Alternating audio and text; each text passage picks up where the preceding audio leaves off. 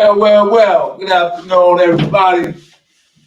Welcome to our Live at 5 segment of MIT Men and Training Mentoring session. And tonight we're going to be talking about what does it mean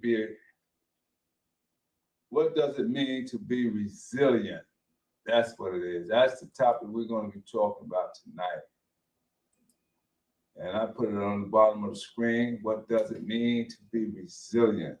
This article is brought to you by verywellmind.com. Once again, my name is Craig, by the way, and I am one of your recovery coaches here at Capital Recovery Center. And the theme or the focus of MIT Men and Training is basically to establish some characteristics of men, such as role models, leaders, and to empower men to be more productive in the community, in society, in their home, workplace, whether it be school, whether it be the library, whether it be in the rec center, wherever men are, we want to represent a positive outlook to those who we come in contact with. So I chose this article to talk about what does it mean to be resilient, all right? And so without further ado, let's talk about it. It says resilient involves the ability to recover and rebound from challenges and setbacks. Being resilient can be important for helping people deal with a variety of problems and bounce back from trauma. What makes a person resilient? Good question. There are many factors that contribute to resilient behavior, including personality trait, upbringing, genetics, environmental factors, and social support. All right? And so it gave us some attributes or entities that will make a person have or contribute to resilient behaviors. If you want to become more resilient, learn about characteristics of resilient people and when and how to ask for help building resilience. All right. And so it's very important to establish what it means to be resilient. Now let's talk about the next point we want to discuss. What does resilient mean? What does resilient mean? All right. And so it says, being resilient means facing difficulties head on instead of falling into despair or using unhealthy coping strategies. All right. And so it says dealing with an issue head on without giving in to unhealthy coping strategies. And so it's basically coping strategies is how you deal with a given situation. Do you take the negative and turn it into a positive? That should be a question for all of us. You know, how do we cope with it? Do we utilize? Being that this is a recovery center, Capital Recovery Center, we talk about a lot around here about coping skills, and we try, and what we aim to do is replace negative behaviors with positive behaviors, and to gear people toward the right direction instead of using drugs, whether it be alcohol or any type of substances that will alter your mindset. And we want to replace those with some positive ones before we even think about or indulging in drugs. We want to have a right coping mind strategy in place. All right. Resilience is often defined as the mental reservoir of strength that helps people handle stress and hardship, right? Resilience is a strength aspect, a strength base that one can rely upon to battle a lot of attacks, whether it be relationships at home, relationships on the job, with your supervisor, whether it be school issues, whether you have a hard task at hand, meeting a deadline. And so a lot of times people, you know, when I was in school, we had to meet a deadline. So we had to read a book, we had to read a chapter, we had to write a paper, we had to do a quiz. And so these papers and projects had to be done on a certain given time. So if we're not focused and we're not taking the time out to practice discipline, a lot of times we may fall short of meeting those tasks. All right. Resilient people are able to draw upon this strength to cope and recover from challenges.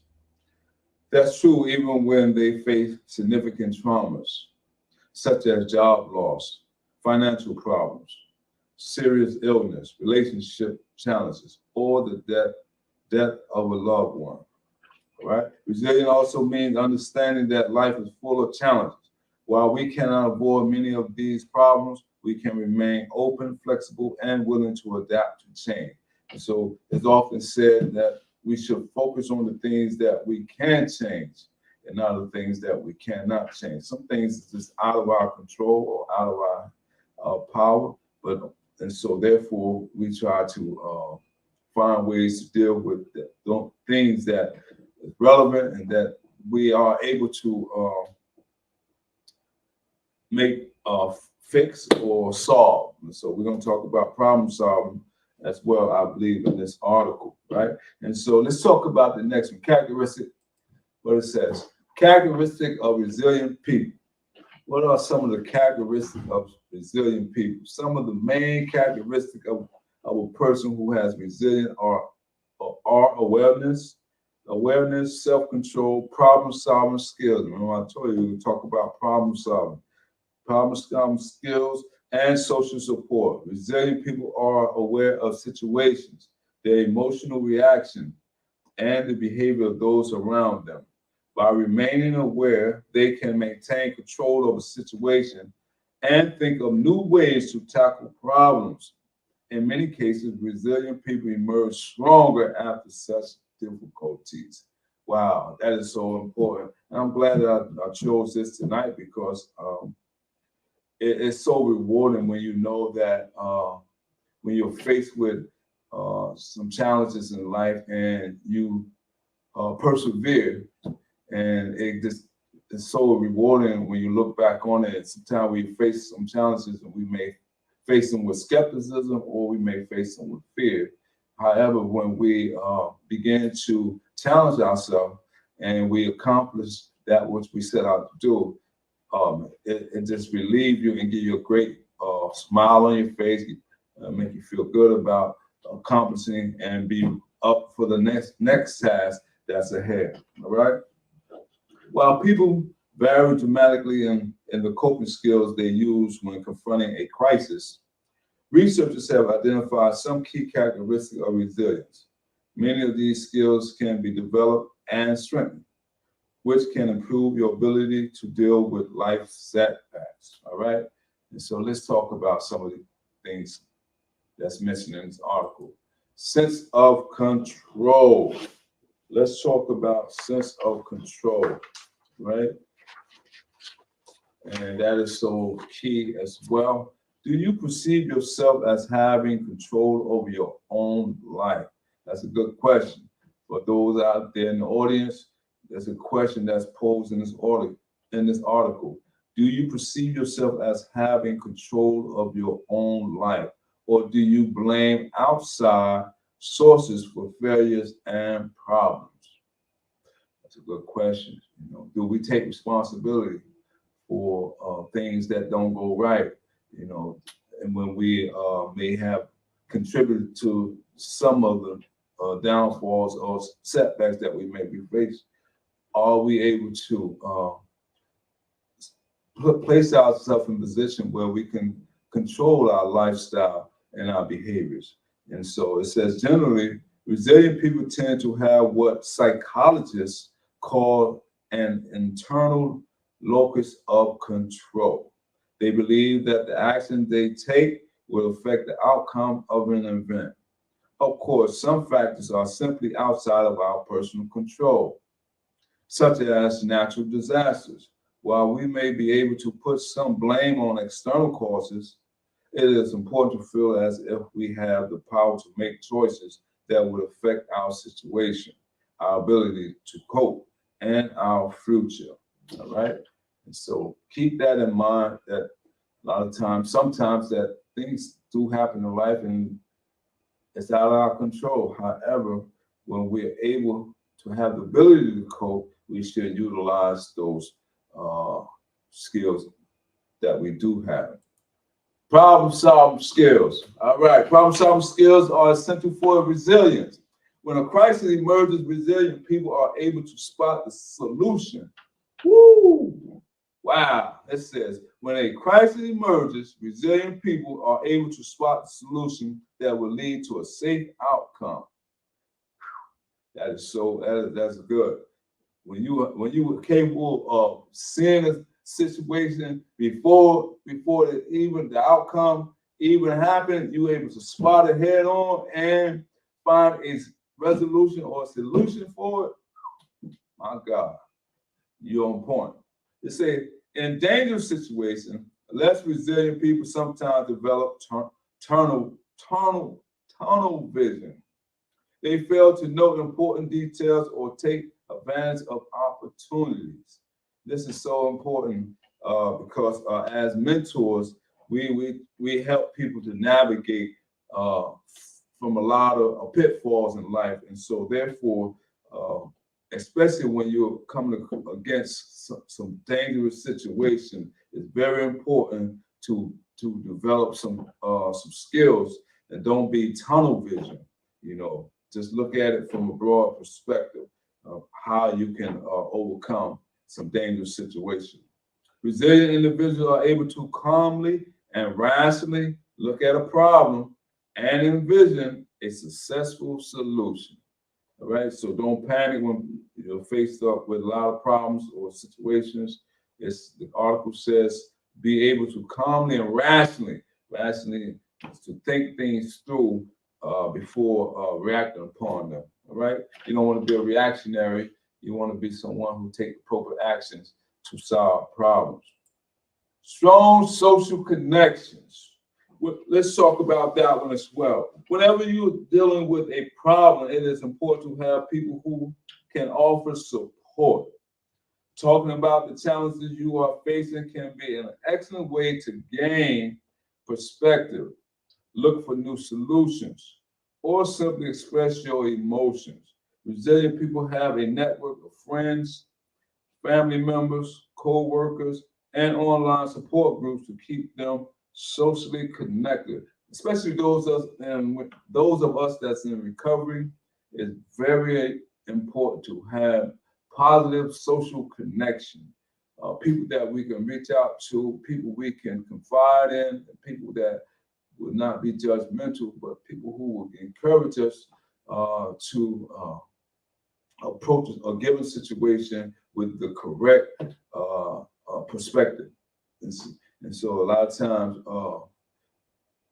I know in the past of my lifestyle, my old behavior or my old association, I took those advice as if that was the letter of the law, and come to find out there was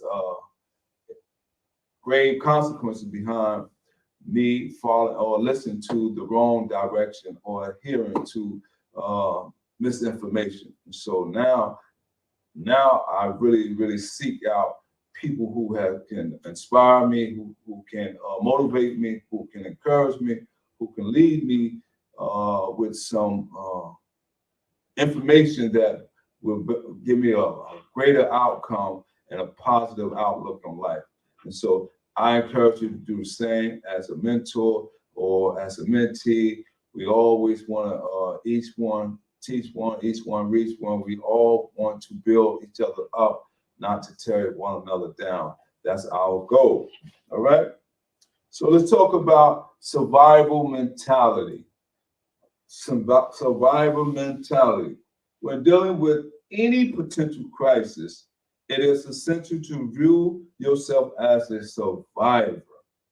Resilient people avoid thinking like a victim of circumstances and instead look for ways to resolve the problem. While the situation may be unavoidable, they stay focused on a positive outlook. And that's not an easy task at all. Because a lot of times we are faced with obstacles in our life. And so, however, we have to dig deep within ourselves and say to ourselves, I can deal with it in a irrational way, or I can deal with it in a rational way that will give me the best result. So have a survival mentality. Don't have a self-doubt mentality or self-defeating attitude about how you would deal with a given situation, because that will only bring into doubt and fear. All right. Let's move on. We're doing good. If you're out there watching this, share, like, subscribe, give us some feedback. Let us know. Mike couldn't join us today for whatever reason. However, he will be with us again in the future. He is one of our great recovery coach / clinical counselor. All right. And so let's talk about emotional regulation. Emotional regulation. Talk about how we can regulate our emotions. All right. It says resilient people are able to regulate their emotions effectively. The ability to recognize that they are having an emotional response and to understand what is causing the response can help them better handle emotions and cope with the situation at hand. And that is so true. Being able to identify what mood I'm having, why I'm feeling this way. A lot of times we have to have the self-talk to ourselves if we're having a bad day, and we have to do a self-assessment test on ourselves and say, what is it that making me feel this way? And once you begin to identify and put a label on it, and then you'll be able to assess the problem more efficiently. All right. So we're talking about what does it mean to be resilient. All right. And so we'll just cover a whole host of character traits, definitions, things that we can incorporate into our coping skills or our toolbox of dealing with circumstances that may be unbecoming in a given situation. Let's talk about another one, self-compassion. I like that one. Resilient people are also compassionate toward themselves. They tend to notice when they need to take a break and can accept their emotions, which is important for resilience. Self-compassion can help boost overall health and resilience and ensure you're ready to face life challenges. And so with self-compassion, by taking a break or taking a step back from overexertion or what we call self-care, because it's very important to have self-care, because burnout can happen to the best of us, regardless of what field or profession that you may be in. If you don't take the initial time to nurture your emotions, sometimes we can overcome and overexert ourselves, and we don't want to end up in a bad situation. All right. So let's go on and talk about example of resilient behaviors. So what does resilient look like in action? Some examples of resilient behaviors and ways that you can show resilience include trying to take a positive perspective on situations, viewing challenges as learning opportunities, regulating emotion and expressing feelings in appropriate ways, focusing on things you can control instead of dwelling on what you cannot change, recognizing that cognitive distortion are false. All right. I'm going to read that one again because it has brought me to a thought.